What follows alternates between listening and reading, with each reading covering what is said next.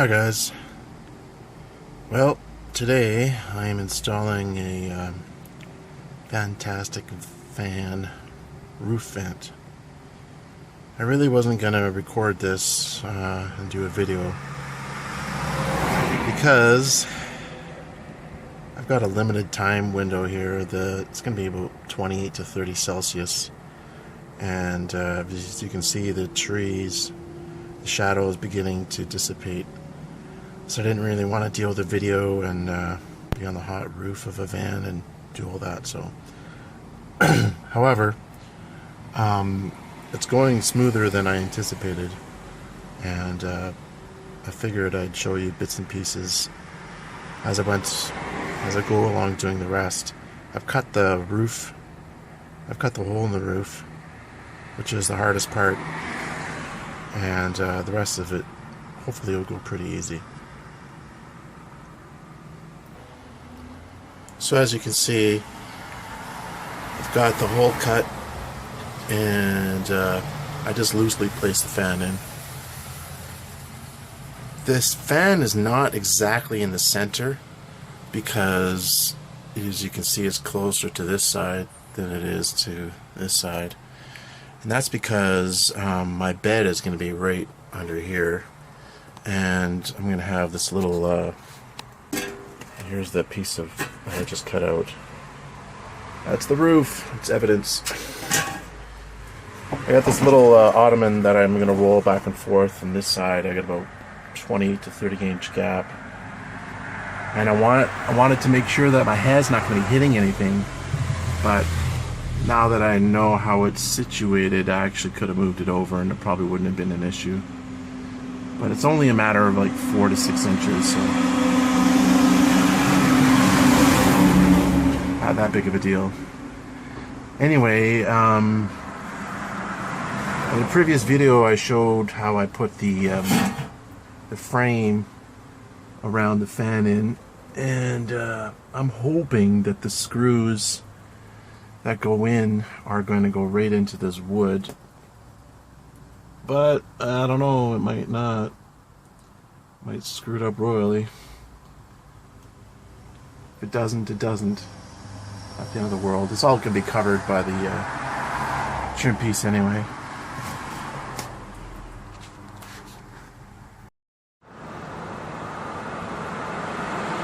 So, as you can see, I'm on the roof now, and these little dots are where I'm going to drill the pilot holes where the screws are going to go into. And the stuff that I'm using, I actually regret getting this. This is the cheap stuff, the universal vent installation kit from Camco. But I was told, oh, maybe this is the good stuff. I can't tell if this is gray or beige, but apparently the beige stuff is the good stuff, and the gray stuff is only good for 10 years. The beige stuff is supposed to be good for like 30 years. It's really weird in this light. I really can't tell what color this is. Maybe it is beige.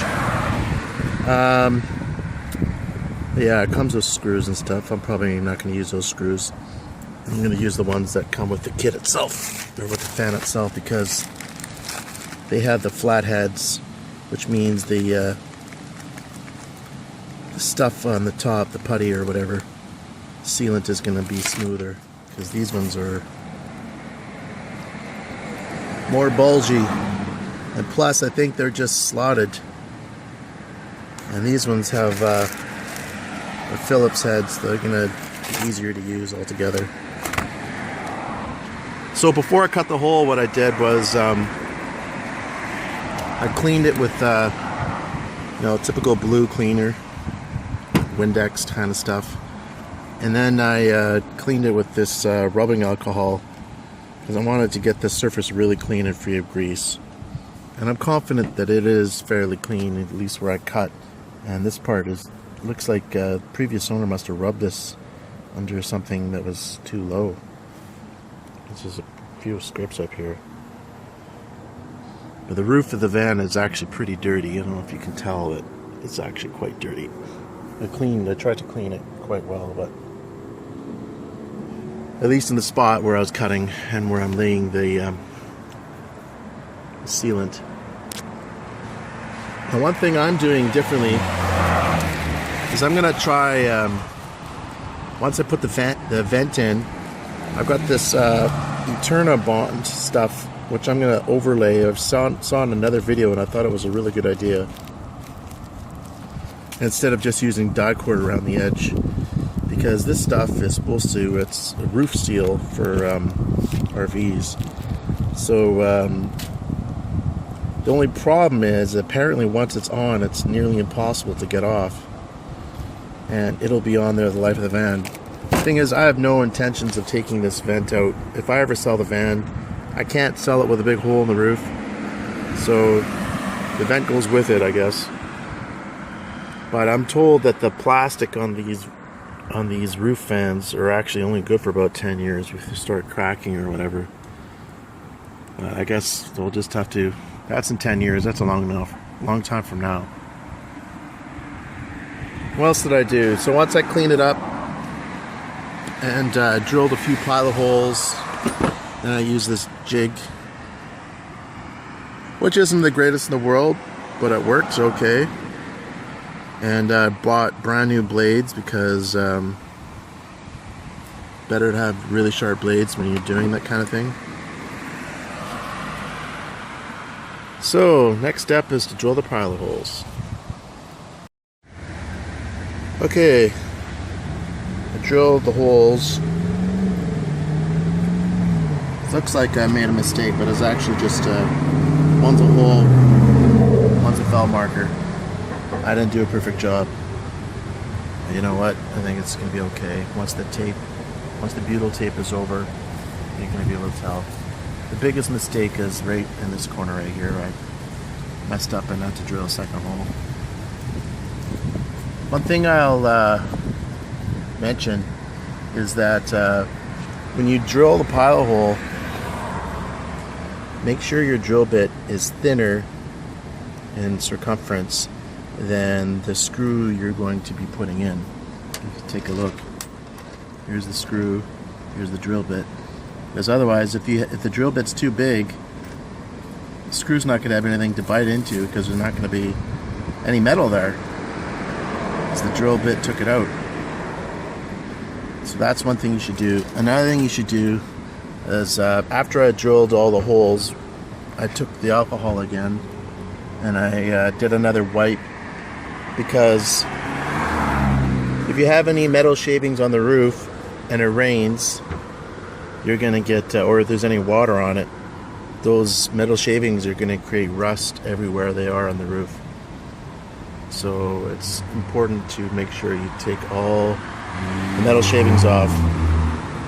I'm going to do a thorough inspection before I leave the van for the day, once I'm done, to make sure there's no more metal shavings. Alright, next step is to put the butyl tape on the underside of the vent and to screw it down. Okay, just put the butyl tape on the edges. Look, a leaf just fell on. I'm under a tree. It's providing me shade, but at the same time, leaves are dropping. So I put it all around the edges, pressed it firmly into place, overlap the corners. Let's see, which part is the hinge? This part is the hinge. So I made sure that in this area that I made the butyl tape go this way, so just to stop any possible, whatever you can do to minimize water entry. So if the tape goes this way rather than that way, it's a little less likely. And of course on this side too. Another thing I did was I put 4 layers. This butyl tape is pretty thin, so I had to put 4 layers in each section of the rain channel. I'm hoping that's going to work. Yeah. So, next step, put it in and screw it down. I think I said that last time.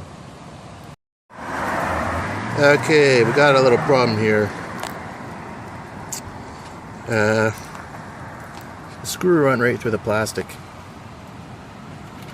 So basically, you can see it starting to happen right there. And also, this roof is getting hot as heck. Right there too.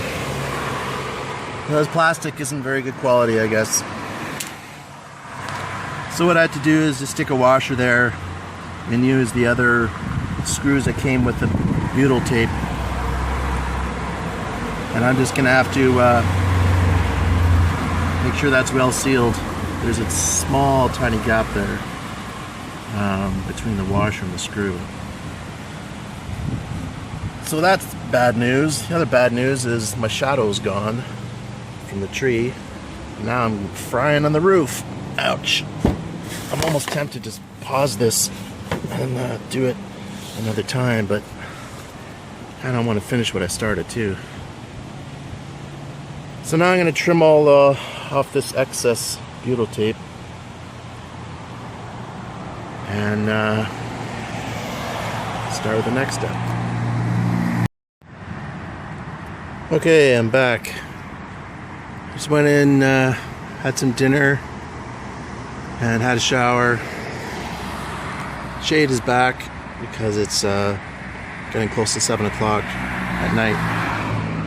So I've decided I'm not that happy with that bolt arrangement there, because I'm gonna try to put some tape over top of it, and it's protruding quite a bit. So I'm gonna try see if I can use one of these other screws and see if they might work better to stick out less. So I tried to clean the edges of the butyl tape up a bit, but there's still some residue left, so I'm gonna give that one more good wipe, and hopefully it doesn't make that much of a difference, but you know, I can only do so much. So all right, okay, that's better. You can see it's flatter. The screw fits in the washer almost flush, like nearly flush. Couldn't really ask for much better than that, all things considered.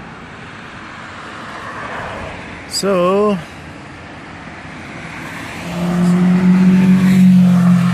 right on a busy road here with lots of people driving like maniacs. So let's try to clean these edges up a bit and get to the rest.